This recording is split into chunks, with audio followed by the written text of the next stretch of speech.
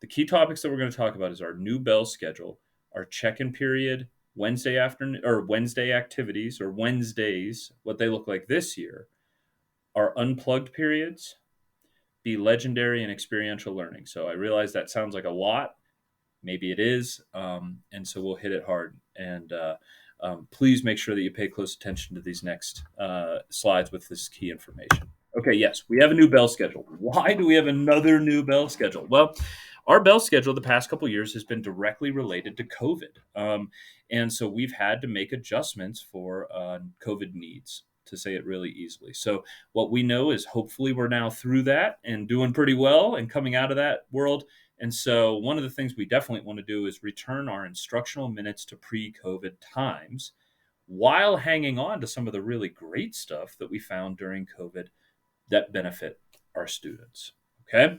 All right. So this is our bell schedule. This is what it looks like. And I will send out an electronic copy of this in the packet that I'm going to send to you that goes along with this video. Okay.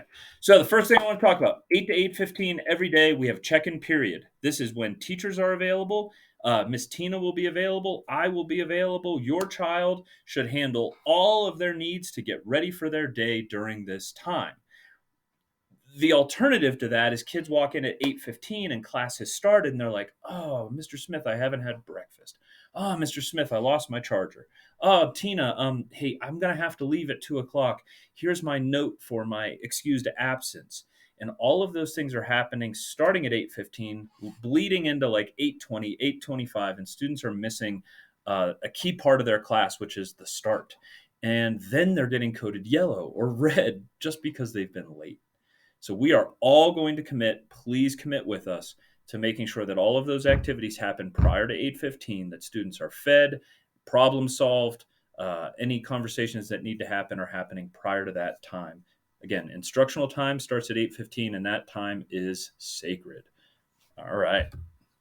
Next, let's talk about Wednesdays. Wednesdays have changed here this year at Snowy Peaks. Okay, so we're returning to kind of like pre-COVID schedules where Wednesday mornings we will have class. All right. So we are increasing our instructional minutes back to pre-COVID times. If you remember during COVID, Wednesdays became like a gap day in our week.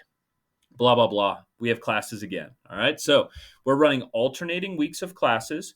So in the morning, students will have either first, second, third, or fourth period. Okay. And that we're calling a blue week or a 1 through 4 week. All right. So they'll have 1, 2, 3, 4. And then the next week, it'll be a 5 through 8 week, or what we're calling a gray week. All right. So then they would have periods 5, 6, 7, and 8. Now, the question did come up, like, why aren't we scheduling all 7 classes on Wednesdays, maybe like some at high school does? And when we tried to fit that in on our shortened day, classes were coming out to be like 20 minutes each. And just that's really not enough time for us to provide a meaningful experience. So we would rather do the alternating schedule. I'll send out a copy of a calendar that has the alternating days, the alternating week schedule. So you can just at a glance be like, oh, this Wednesday's a 1 through 4. Oh, this Wednesday's a 5 through 8. Okay. As many of you who have been here know, on Wednesday afternoons, we are keeping our win period. That was a COVID thing that we did that really proved successful. So we have a chunk of time here every Wednesday afternoon after lunch for students to receive direct support and direct help from their teachers. So students who are not caught up in their classes or want to be doing better in their classes have an opportunity outside of class time to say, hey, Mr. Smith, can we sit down and work on this paper? Hey, Mr. Dye, can we sit down and retake that test? Hey, Mr. Jopo, I didn't really understand lesson 2.2. Can we sit down and go through that again? It's a great opportunity for our students, and it is mandatory and required for students who are coded yellow or red each week. Okay. And so I went over that a little bit ago of what that means, but yellow and red just basically means I have classwork that I have to get done to be back on track. Students who are in the green will have extension opportunities allowed of them for them, and 11th and 12th graders who are in the green are allowed to leave campus. However, if they are yellow and red, it is mandatory that they are here to finish their work. All right.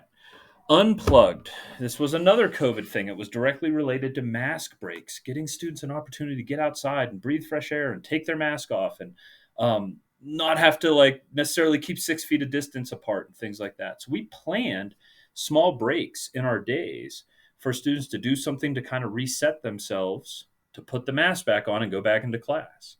Well, we found that that's just a good practice. So we're going to continue doing that. So we've built in 20 minutes for students to do a healthy activity every single Monday and Thursday where they can, they can participate in weight room activities, outside stuff, reading a book, a bunch of different things, right?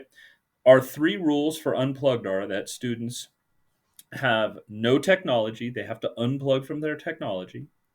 They have to unplug from their stress. They have to do something that's good for them to reset their day, but it does have to be supervised by a staff member. That's the 3rd rule. Okay.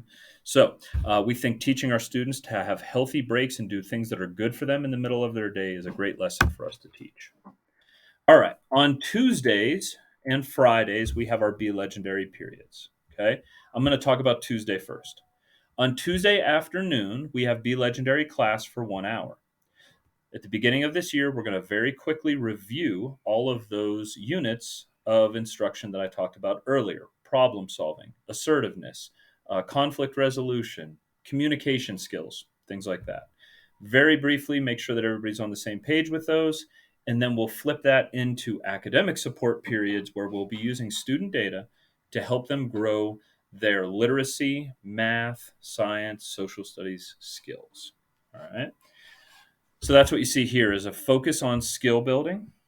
And then for the last hour of the day, we're going to focus on social skill development, Tuesday afternoon clubs. All right. And so we're going to have students find a group based upon common interests, something that they all like to do, get into those groups, participate, practicing their skills in a more social environment. So think of like traditional school clubs that exist. And then how do we incorporate those and the healthy benefit of engaging with my peers into our school day? Okay.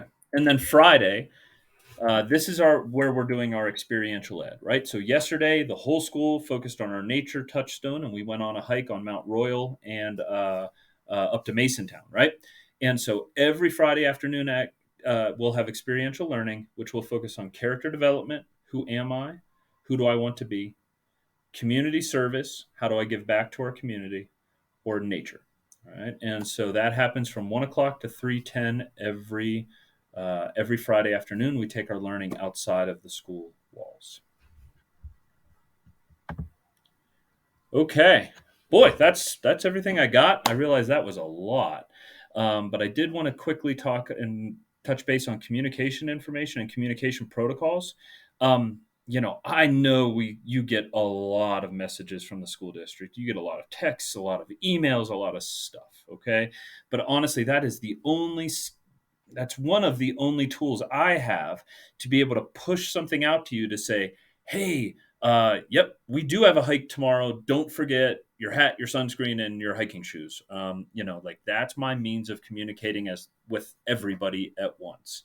But that's the best way that I can do it. And so if you see it comes from Snowy Peaks, please pay attention because we try not to send as many as we could. And when we do send them, they usually have important information. Okay.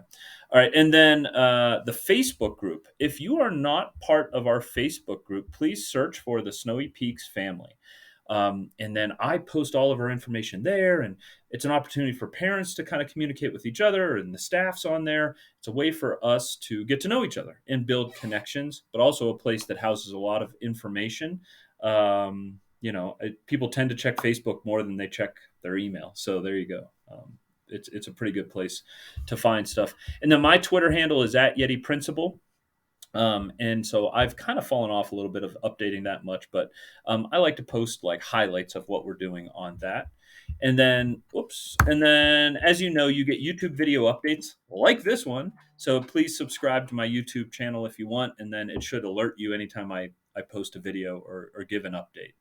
And then if you need to get a hold of me, please know I am comfortable giving our entire community my cell phone number. I don't know many people or principals that do that, but I am perfectly fine with it. Just please respect that. Please reserve late night texts or calls for emergencies, right? I'm in bed by about 9 o'clock and my phone does go to night mode, so you probably won't get a hold of me anyway. If it is an emergency, I think you can call my phone. I think it's like twice and it will override night mode for what it's worth. But, I think we can communicate that way. And truly, that is the best way to communicate with me is you will get a response faster if you text me. That's number one. Second would be to call my cell phone, and third would be to email me. So, if you need me, please use that, and feel free to use my cell phone. It's not something that is I frown upon. That's fine. Okay, so there you go. Communication protocols for this school year. And I think that's all I have. All right. I realize this video has been really long. I may actually try to break it into 2 videos. So if you're watching a part 2, I chose to do that. I hope everybody's having a great year. As always, I welcome your feedback. I can't solve a problem that I don't know exists. We are not perfect, but we aspire to be. So if there's anything that we can be doing to be better for you or your child, please call me, text me, set up a meeting with me, and let me know how we can be great. All right. Thanks for putting up with me on a Saturday. My girls are playing soccer out at the middle school field, and there was a break between their games, so I rushed in to make this video real quick for you, and then I'm going to go enjoy my Saturday in the sun watching a 6-year-old soccer game next. So hope you're also having a great weekend. Take care, and take care of yourselves. Take care of each other. See ya.